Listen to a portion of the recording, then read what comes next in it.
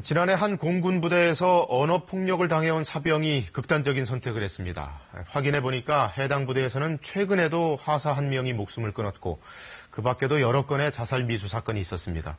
뭔가 군 당국의 관리에 허점이 있다는 얘기일 수도 있는데 박민철 기자가 알아봤습니다. 지난해 11월 공군 20전투비행단 소속 23살 최모 일병이 극단적 선택을 했습니다. 자대 배치를 받은 지 5달 만이었습니다. 군 헌병대는 상관이던 A 소위의 잦은 질책과 언어폭력, 선임병과의 갈등으로 인한 스트레스를 원인으로 판단하고 있습니다. 특히 A 소위는 최 일병에게 업무를 제대로 가르쳐주지 않고 일을 시킨 뒤 명문대생인데 실망이라며 모욕감을 주거나 인격을 비하하는 발언을 했다는 동료들의 증언도 나왔습니다.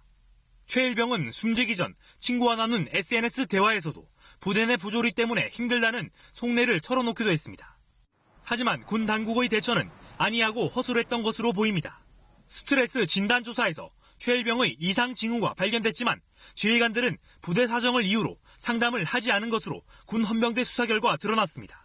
결국 최 일병이 숨진 뒤에야 A 소위의 직무 정지와 군 검찰 수사, 징계를 위한 조사가 진행되는 상황. 유족들이 신뢰할 수 없다며 보다 철저한 진상 규명을 요구하는 이유입니다. 병사들은 사람 취급이 아니라 노예 취급했습니다. 위에 있는 사람들도 다 문제가 있다고 생각합니다. 저는 엄벌에 쳐야 된다고 생각을 합니다. 이 부대에선 지난달 28일에도 비하사가 영내에서 스스로 목숨을 끊었고 자살 미수 사건도 최근 1년 동안 4차례나 있었습니다.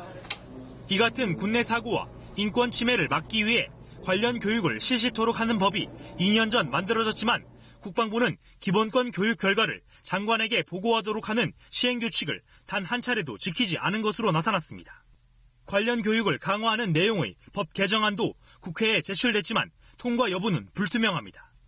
군인권 심의 시에 구제 절차를 필수적으로 교육하도록 하는 것입니다. 국방부는 지난 국정감사에서도 약속한 것처럼 개정안 통과에도 적극적인 자세로 임해야 한다고 생각합니다. 이러는 사이 군에서 해마다 가혹행위로 징계를 받는 경우는 평균 5천 건을 넘어섰고 그만큼 피해자도 늘고 있는 추세입니다. KBS 뉴스 박민철입니다.